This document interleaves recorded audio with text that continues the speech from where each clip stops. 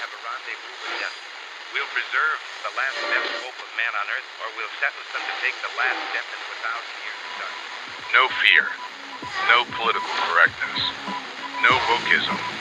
You're listening to Underground USA. Thanks for listening, downloading, and sharing. My name is Frank Salvador. You can find everything we do at undergroundusa.com. In a world where we've been duped into believing that everyone's individual truth must be accepted and embraced, even at the expense of facts and reality, I suppose the statement, "there is no defense for what they do," could apply to many people, entities, and organizations. But as the virtue-signaling globalist left in the United States continues to turn a blind eye to the lethal dangers streaming by the tens of thousands over our open borders each month, it's time to overstate the blatantly obvious. There's no defense, no rationale, no excuse for the U.S. federal government, as well as the many state, county, and local governments, to do absolutely nothing to thwart and, in fact, facilitate, in many cases, the entry into our republic of criminal gangs from Venezuela, El Salvador, and Mexico. With every passing day, they embed themselves into our country like roaches into a tenement building. This isn't about extending a benevolent hand to third world downtrodden in an effort to help them live better. This is about well-financed and organized criminal gangs, aided by faux governments to the United States, strategically rooting themselves in our country to occupy and profiteer from their chosen trades, drug and human trafficking through the use of obscene and horrific uses of violence. As reported in the New York Post, the vicious Venezuelan gang Tren de Aragua has expanded its territory to at least 16 U.S. states, an area that includes half of America's population. Homeland Security officials last week were warned in an internal Department intelligence memo that Tren de Aragua's growing presence across the country, most recently in Washington, D.C., Virginia, Montana, and Wyoming. The gang already has footholds in California, Colorado, Florida, Georgia, Illinois, Louisiana, Nevada, New Jersey, New York, North Carolina, Tennessee, Texas, and Wisconsin, according to the memo. The gang has only increased in violent tendencies as it spreads, the memo added. In late August 2024, shocking videos surfaced of gun-wielding Tren de Aragua members storming an apartment building in Aurora, Colorado. This incident was part of a series of events leading local authorities to finally acknowledge the presence of the gang in the community. Incredulously, and assumably because it was during the heat of the 2024 general election cycle, local authorities downplayed claims of the gang having taken over the city.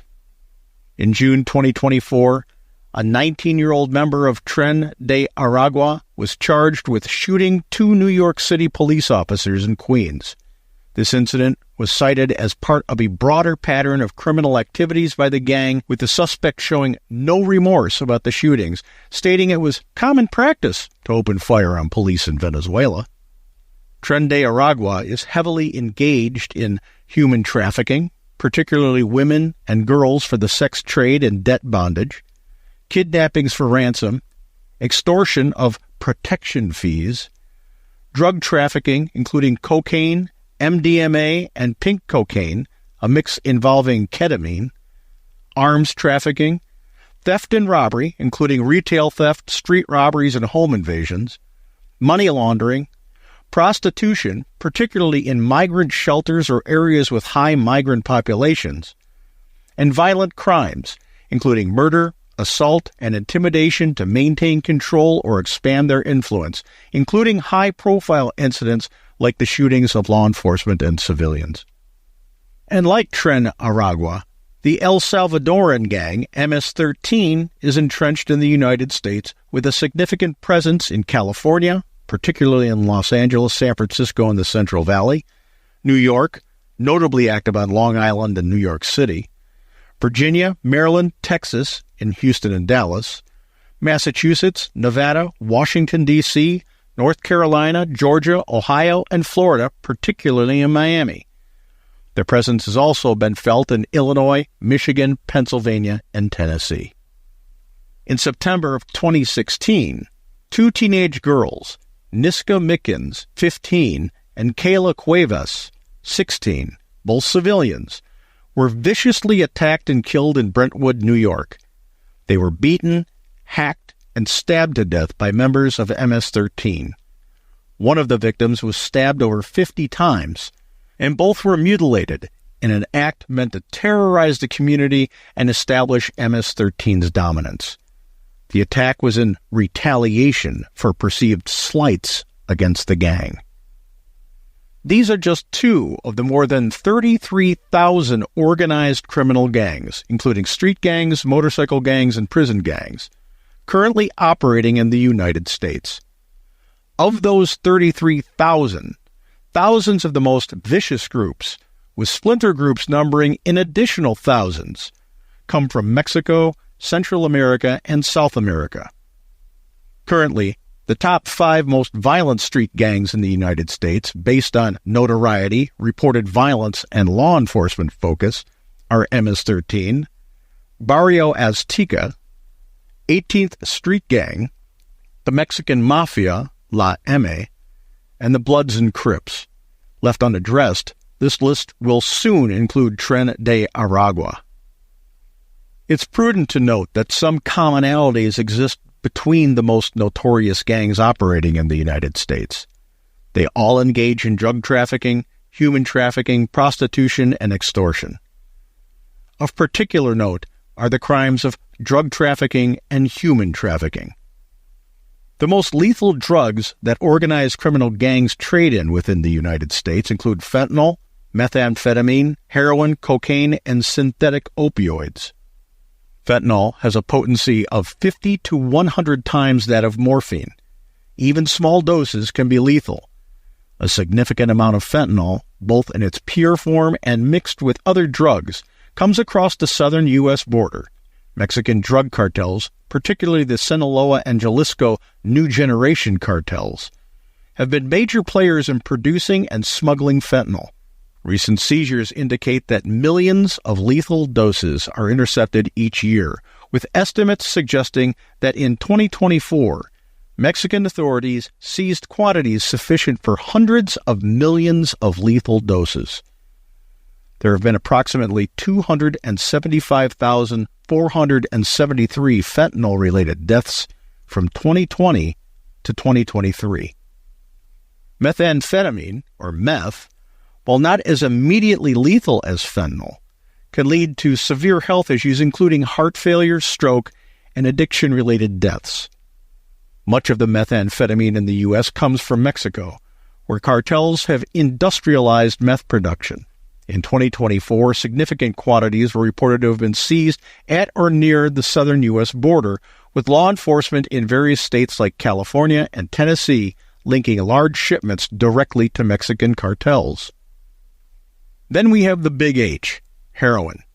Heroin is a highly addictive opioid that can lead to overdose deaths, especially when mixed with fentanyl. While the bulk of heroin production occurs in Mexico, it also comes from Colombia. Mexican cartels control much of the heroin trade in the U.S., with significant quantities smuggled across the southern border. Cocaine can cause sudden death from heart attack or stroke, and its use is associated with violent behavior and addiction. Although cocaine primarily originates from South America, particularly Colombia, Mexican cartels have become central in its transportation into the U.S. They often control the smuggling routes across the southern border. And last but certainly not least, we have synthetic opioids excluding fentanyl. Drugs like carfentanil are even more potent than fentanyl, posing a high risk of overdose. These drugs can also be produced in clandestine labs within the U.S., but the precursor chemicals often come from or through Mexico, with China being a significant supplier of these chemicals. That brings us to the modern-day societal cancer that the most egregious of virtue signalers consistently turn a blind eye to in the U.S., human trafficking. Many victims trafficked across the U.S. border are exploited for both labor and sex. A significant number of these victims are children, with the risk heightened for those in immigrant or asylum-seeking situations at the border. Traffickers often use deception, force, fraud, or coercion. The U.S. Department of State's 2024 Tracking in Persons report notes that, globally, an estimated 27 million people are exploited for labor, services, and commercial sex. Some statistics reveal that between 15,000 to 50,000 people are trafficked each year in the United States, with approximately 25% being children and over 70% being female. Now, it's important to understand that human trafficking is a hidden crime, and statistics often only represent reported cases. The actual numbers might be much higher due to underreporting or fear. Now, aside from the totality of the impact that gang crime has on our nation, we need to consider a few realities to put this danger into perspective. In comparison, the total number of fentanyl-related deaths in the United States from just 2020 to 2023, 473, is over 4 times the number of U.S. soldiers that died in the Vietnam War. That number, 58,220. And almost 2/3 of those who died in World War II. That number, 405,399. In addition to the drug-related deaths, available data from the National Youth Gang Survey analysis by the National Gang Center revealed that gang-related homicides averaged nearly 2,000 annually. Couple that with the 15,000 to 50,000 people that are trafficked each year, and the lives destroyed by the existence of gangs in the United States total over 10 times the number of U.S. soldiers killed during the war in Afghanistan.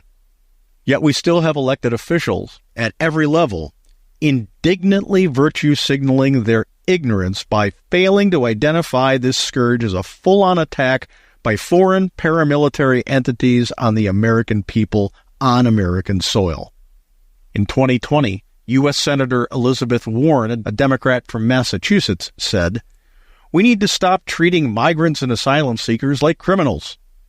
U.S. Senator Cory Booker, Democrat from New Jersey, said, "We need to stop the militarization of our border and instead focus on humane, sensible immigration policies." And Julian Castro, Democrat from Texas, said, "We should decriminalize crossing the border because it's not a crime to seek asylum." In 2021, U.S. Representative Ayanna Pressley, Democrat from Massachusetts and part of the Squad, said, "Our immigration system should be based on compassion, not on punishment. We need to dismantle the cruel, punitive system at our borders." And former Speaker of the House, U.S. Representative Nancy Pelosi, Democrat from San Francisco, said in 2022, "We must recognize the dignity and worth of every individual, and that includes those who seek a better life here crossing our borders." And with regard to the existence and activities of Tren de Aragua in Aurora, Colorado, where gang members terrorized apartment complexes in the expansion of their turf, Aurora Mayor Mike Kaufman made the wholly absurd statement, "The reality is that the concerns about Venezuelan gang activity here have been grossly exaggerated. The incidents were limited to several apartment complexes in the city of more than 400,000 residents." Using Kaufman's reasoning, ceding ground to criminal gangs that trade in drug and human trafficking to the tune of over 275,000 fentanyl-related deaths and 150,000 trafficked humans in just 3 years is acceptable collateral damage in the pursuit of extending benevolence to people who don't even have enough respect for the laws of our country to enter legally in the first place. Kaufman, Pelosi, Booker, Warren, Pressley, and Castro fail to think it through. They fail to consider the damage their virtue signaling, their imbecilic political posturing, and ineffective benevolence causes each day. Honestly, it's stunning they don't forget to breathe. They're so vacuous in their thinking. It's well past time that the moral grandstanding of the open borders left come to the reality that their faux concern for these criminals' civil liberties is killing people, that their virtue signaling and ideologically based social justice posturing is killing people, our children, our brothers and sisters, our parents, and our neighbors. The time has come for government, and this is the number one obligation of government in its compact with the people's security. It's time for the government, on all levels, to unite to form a militaristic response to these gangs in an effort not to control or contain them, but to eradicate them from the country, treating their actions like the acts of war that they are. We wouldn't tolerate ISIS or the Communist Chinese People's Liberation Army to land on our shores and kill 91,000 Americans each year and take another 50,000 prisoner. Why are we allowing organized criminal gangs championed by adversarial nations to do so? There is no defense for allowing this to happen. There is no excuse for allowing this proxy war to continue on American soil. Bottom line, if your truth trumps our kids, then your truth sucks. If our kids aren't worth fighting for, what is? When we come back, our segment on America's Third Watch, broadcast nationally on our flagship station WGUL in Tampa, Florida. You're listening to Underground USA. Our federal government has been co-opted by the globalist sycophants of the deep state bureaucracy. At every turn, this bureaucracy expands its power over both the American people and the states in which they live. The framers knew corruptible men would one day bastardize their elected authorities and attempt to centralize government in Washington, D.C. That's why they gave us the 9th and 10th Amendments. That's why they left standing the tool of nullification. In his book, Nullification, The Case for Decentralizing the Federal Government, Frank Salvato lays out how states can claw back their constitutionally mandated powers from the overreach of the federal government, doing so in a manner that prevents a second bloody civil war. Get your copy of Nullification, The Case for Decentralizing the Federal Government. Available on Amazon.com in Kindle form and paperback.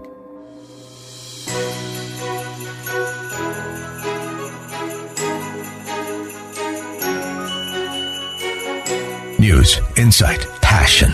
AM 930, The Answer.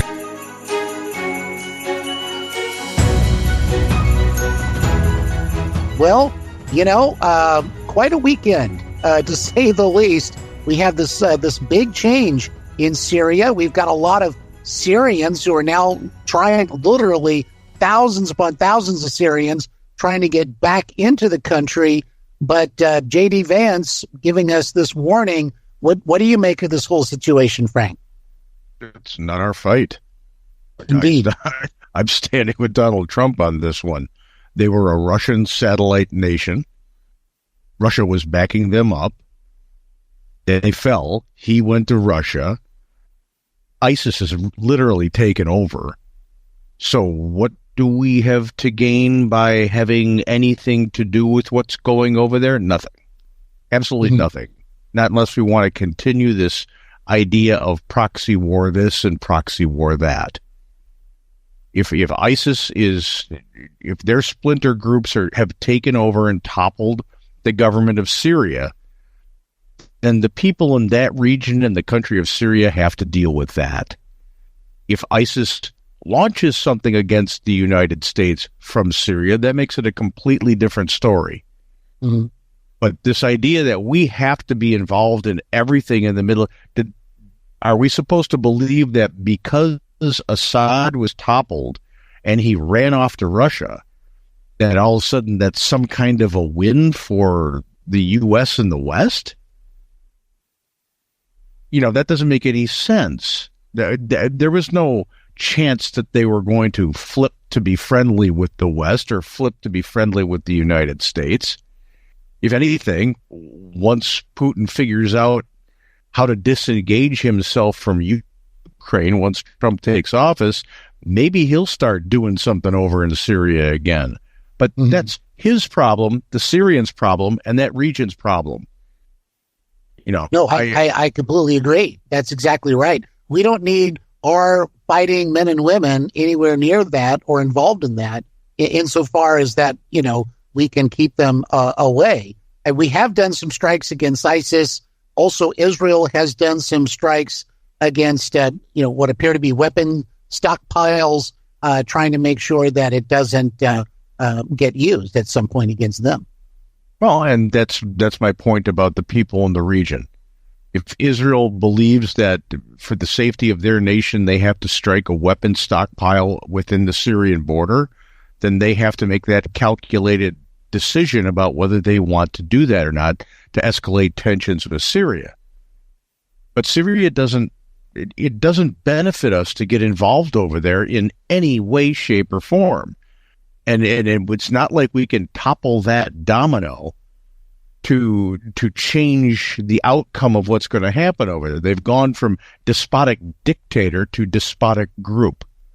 One was a political despot. Now they have a religiously zealot ideological despot organization that is about to take command over there. The people of Syria are going to have to deal with this themselves. If things change, like I said, and they become a direct threat or they strike U.S. troops or assets from their region, then we should react in kind. But it doesn't go along with the Trump doctrine. It really doesn't. And I'm using that term out of school. It's not like the Monroe doctrine or anything like that. But we don't do this tit-for-tat proxy war, Lyndon Johnson type. Let's intervene here because we're fighting a larger war. We can do that economically now. We've learned that lesson. We can hurt major and then larger countries economically to the point where they don't do things that we dislike. We don't have to expend blood and treasure in order to do it. So Syria,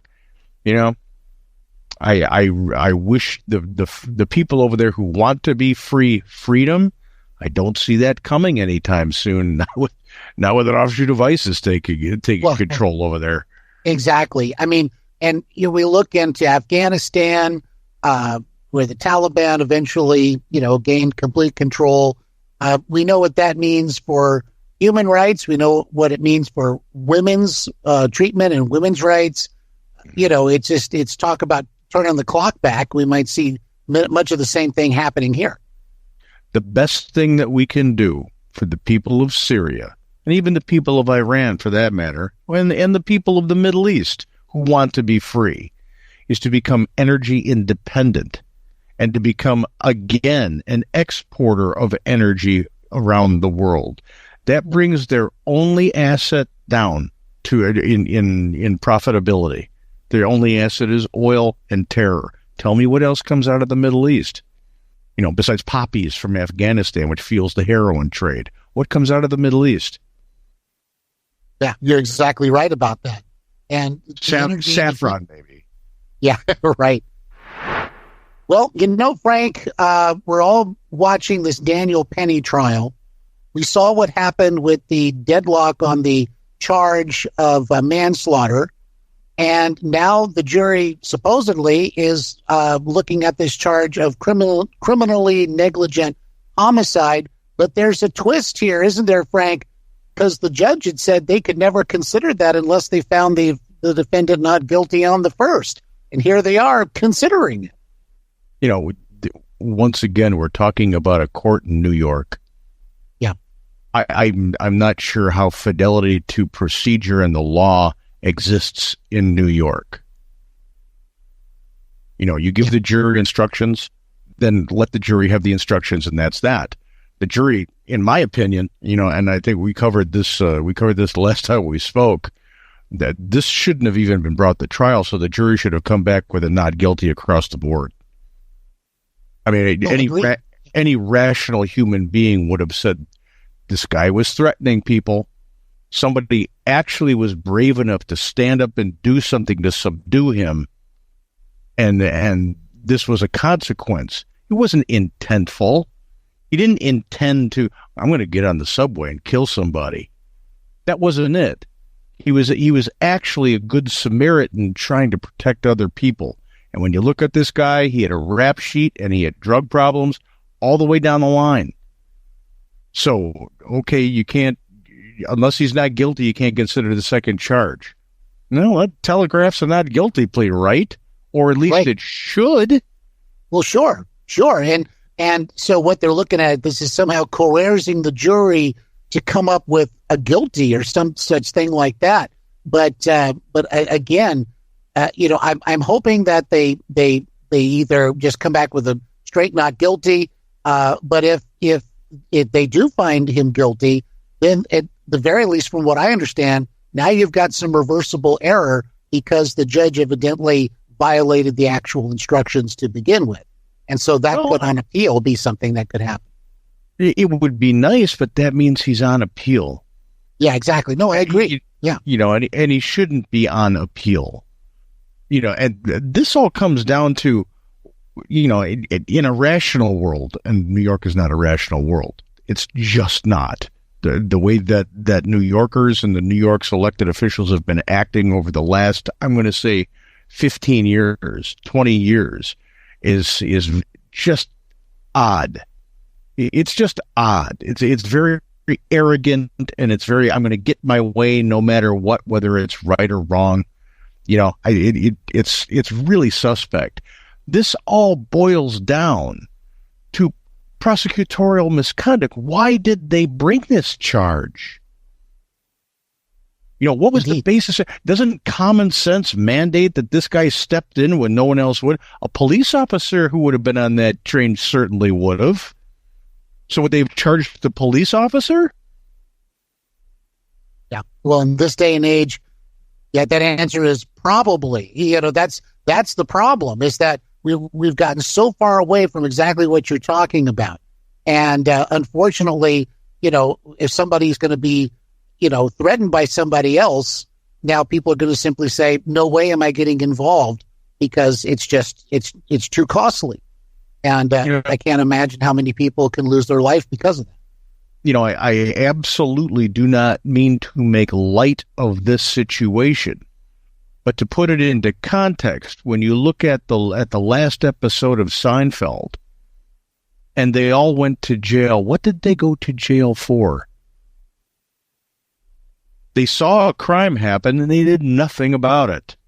Right. Yeah. The fact they were making jokes about the whole thing. Exactly. Yeah. As our characters would often do. That kind of. Sure. Yeah. So if in fact that is a sentiment that is out there in the public realm, that when you see something you really should try to right a wrong, then what the hell did this guy do that was wrong? Right. Yeah. You're exactly right about that. Well, that kind of sways into the next thing here, and that is, social media, of course, is always this very strange place to be. But it's a cesspool of opinion. There you go. Well, but in context of the terrible shooting of the CEO Brian Thompson in Midtown Manhattan, there's a lot of people on social media who just seem to be very flippant about this whole thing. They're more outraged about the healthcare system, it seems, and it takes people can now go on and express their opinions. But there's a communications or expert that Newsweek had talked to, and he kind of said this. He said basically that people evidently forget they're talking about real people. That there's no empathy, and that lack of empathy now seems somewhat normal. And again, it's kind of like being a bystander and watching some terrible thing happen. Now we've got these kinds of reactions, and people aren't talking about this should never happen. They're saying, yeah, the healthcare system, is terrible and it's oppressive, that kind of stuff.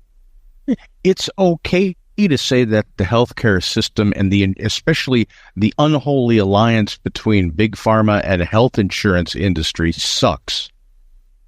Yeah. That it doesn't serve the average person very well.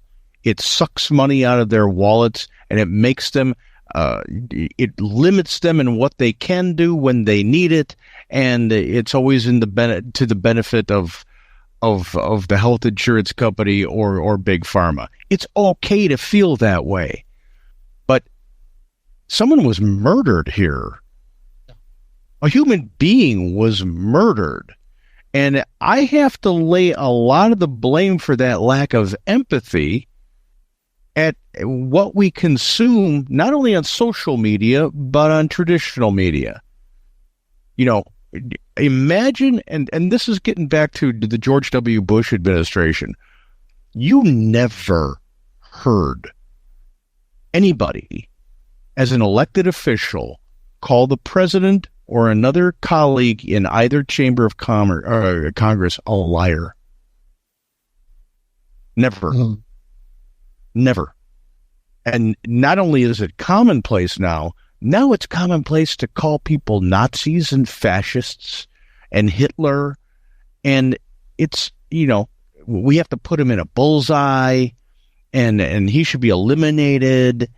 This extreme caustic nature of what this opinion mill in the 24/7 news cycle, especially, it has conditioned us to have a lack of empathy. We hear it so much.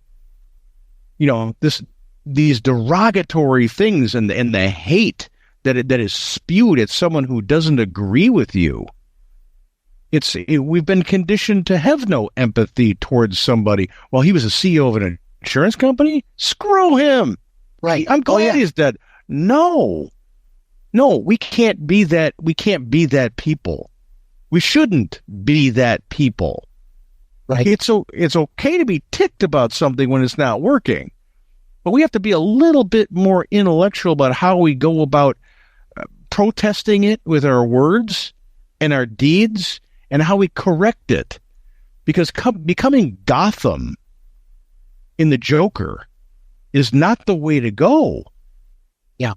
Well, what it does, it sets up now, this evidently was not a kind of a professional hit that would have been, quote unquote, ordered by somebody, but it sets this thing up where he hits the CEO and then somebody else is going to try to hit somebody else back if they figure out if there is some group or other people supporting him. I mean, it just, where does it all end? You're exactly right with the Gotham sort of analogy here. Well, the people who have desensitized us to empathy for others are absolutely responsible for the product they've created. You don't feed people. You don't feed people hate on a regular basis and expect them not to find hate to be normal.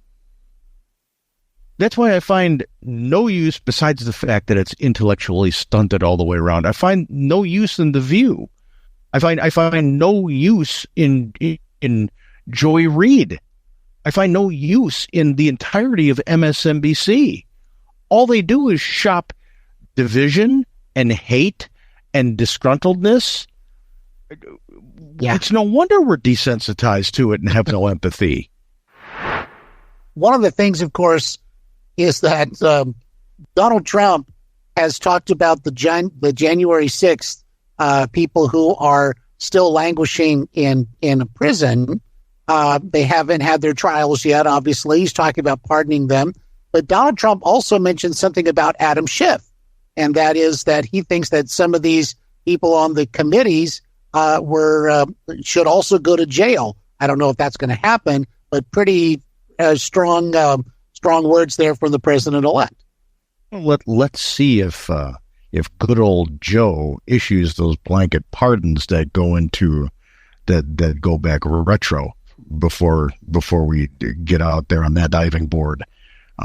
That's just stunning that they're even contemplating. Let's just do preemptive pardons for people, even though there's been no adjudication of guilt. How about that? Well, I bet Capone would have loved that. No kidding. That's right. Well, how about future pardons? Anything Schiff ever does, it's fine. Yeah. Yeah. Now, as you know, and we all understand that Donald Trump speaks in a gruff sort of way, but there are some people here, and there should be an investigation into how these things were done, what information was actually gathered and not used, manipulated, or omitted in order to come to a conclusion about an event that is actually something that will make the history books. There's an obligation by government to do that. But he's going to be very careful going forward with examining these people for a number of different things, including the Biden crime family, to make sure it doesn't look like retribution. And that means, everything's got to be by the book, and it's got to be by the numbers, and it can't be we're going after him just because he went after me. Now, do I care for Adam Schiff? No, I don't. I think he's a colossal imbecile. He's so incredibly partisan that you can see his puppet strings just yanking on his hands and his feet and at the corners of his mouth. He really has no fidelity to the truth whatsoever. And the people of California, and I apologize for this, Kyle, the people of California should be ashamed that this imbecile is going to Washington, D.C. as their senator. That's just stunning. Yeah, well, we tried to make it Steve Garvey, but Adam Schiff. Horrible campaign. Yeah, no kidding. Yeah, but Adam Schiff, though, to be, and I think you're being too nice with the colossal imbecile thing, but it's really quite accurate, and I think that they're running this game because this is just a game maneuver here, to try to get some seniority. I think to put Gavin Newsom in a better position if he ever wins the presidency.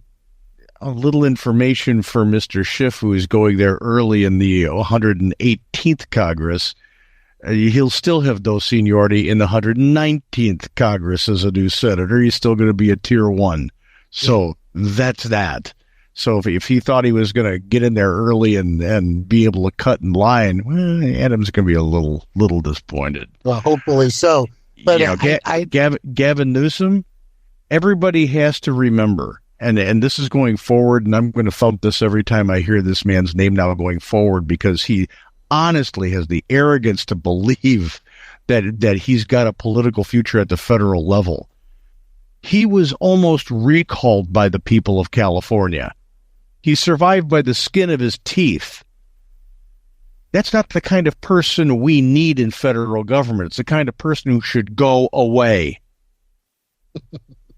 But he's so telegenic. This is the whole, I think that's part of their whole thing, and he's from California but I just don't know how he makes it look good to say, look what I've done for California when it's running it into the ground. If being telegenic was a criteria for being in public office, then you'd have to explain Joy Behar to me. No. Yeah. It's California is the model for what not to do with government. You have a state with abundant natural resources. It's one of the most beautiful states in the United States. From the north to the south, it's got just about everything. And they've figured a way how to not only make it bankrupt and in the red to I believe now it's getting really, really close to $1 trillion in being in the rears. And it's a place where farmers can't grow food because they've taken the water away because eco-zealots have said you can't have water where water used to be. So why is that a model? Why should we be elevating anybody from the cobalt blue Democrat government of California to the federal stage? I don't think anybody from California, New York, Illinois, that's my home state from where I grew up. That's why I left. None of those people should be elevated to the federal level. They should be models for what we shouldn't do. Mm-hmm. No, I hear you. You know, where Donald Trump talks about tariffs, a lot of times it's looked at as being ultimately a threat, although he does praise the use of tariffs in his first administration. But another thing that he's threatening, quote unquote, is NATO. He was asked about this on Meet the Press, and he's saying, well, you know, if they pay their bills, then we'll stay in NATO. Is this another Donald Trump gambit that he's running to, again, demonstrate that, hey, we can't keep a foot in the bill all the time? The NATO Secretary General has already come out and said, yes, we're paying more. You know, because the first time around, he made his point. I mean, everybody's looking, oh, Donald Trump's going to do this, Donald Trump's going to do that. Oh, my God, it's going to be a catastrophe. He's going to pull out on NATO. This is the same thing he did last time. He said, we're not going to pay everybody's bills. Pay your bills. You know, we'd love to stay in it. We're not going anywhere. We're not going to pull out of NATO. We're just not going to be the open wallet. Right. That's what he's saying. He's like, hey, we're going to pay what we're supposed to pay. That's about it. You know, so if that's being egregious, that we're expecting other NATO nations to pay what they're contractually obligated to, then we've gone mad. Well, this is Donald Trump, the businessman, knowing how to, navigate to the end that he needs to get to. And if that means there needs to be some bluster, there needs to be some of these quote unquote threats, you know, that's how he gets from point A to point B. Otherwise, we never get there. You think about who's upset about what he's saying. The fact that the United States won't continually bleed its people in tax dollars to pay the bills of the world means that the ingrate bubblehead morons over at the World Economic Forum don't get to have their way on the global stage because their piggy bank is empty. So the deep state here in the United States, who's chained at the neck to a leash that George Soros and Klaus Schwab hold on to as they walk down the streets so arrogantly, they don't have the power that they have anymore if the purse strings are suddenly closed.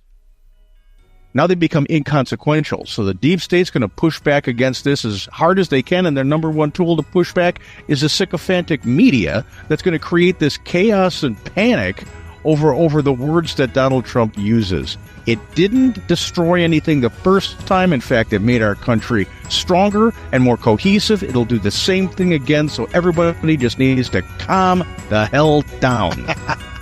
Well said, Frank. You're listening to Underground USA.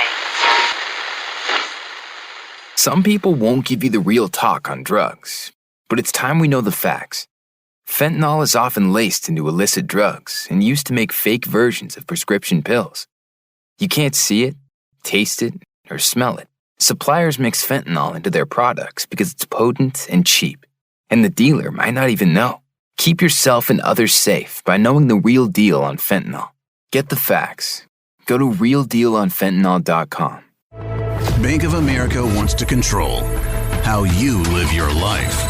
They're building a system to track your carbon emissions and monitor your driving, coming after your Second Amendment rights, favoring certain homebuyers based on their race. Bank of America is using a social score system straight out of China's playbook. Bank of America is obsessed with trying to control your life. What will they do next? Bank of America. Their lies start with their name.